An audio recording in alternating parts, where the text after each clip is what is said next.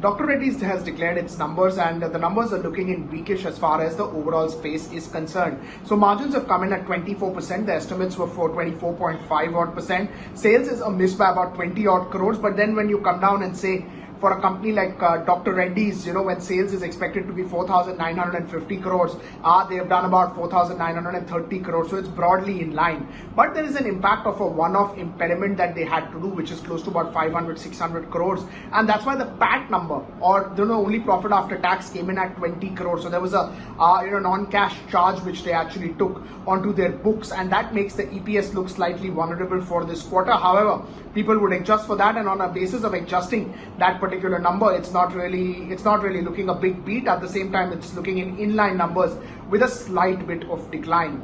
The key negative surprise that actually came in from Dr. Reddy's number was the US sales number. Now, when we talk about the US sales number, the US sales number came in at -5% on a quarter-on-quarter growth. I'm talking about a growth basis of close to about 1,700 crores is what they have done as far as this sales number is concerned, and that came in as a very, very big surprise. People were anticipating a flattish growth on the base of 1,700. When you do a 5% decline number, it's not particularly taken that well by the community. But we'll wait for the conference call. What essentially comes out, there could be some one-off drugs which have not yet picked up, or one-off launches which were expected to happen but probably got delayed by a month or two. So we'll wait and watch on those lines.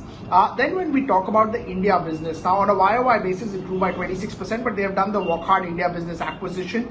So a QOQ number would be a better number, which grew by 5%. Again, pointing out towards a recovery as far as the overall India business is concerned. The PSAI business, along with other companies that have reported so far, most of the people are saying that in the API business, Chinese are back, and Dr. Reddy's is no different. They also saw an impact. In fact, on a QOQ basis, the numbers actually fell by about 19 to 20 odd percent in terms of sales numbers.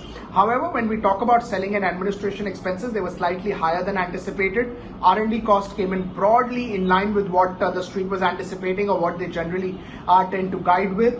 Post the numbers, the stock has been slightly soft. One cannot say that numbers are very, very weak. Yes, they are weakish, but probably even pharma, the first large pharma company to declare numbers, and maybe that's why the street was anticipating that there could be some sort of beat which could be coming in, which probably did not come in, and that was the only bit number. But overall, margins are in line. PAT is impacted by a one-off which actually had an impact on their PAT numbers to about 20 odd crores. Sales came in line. US was weakish, but at the same time, India, European markets, other emerging markets actually did pretty well in the quarter that has actually gone by for Dr. Reddy's.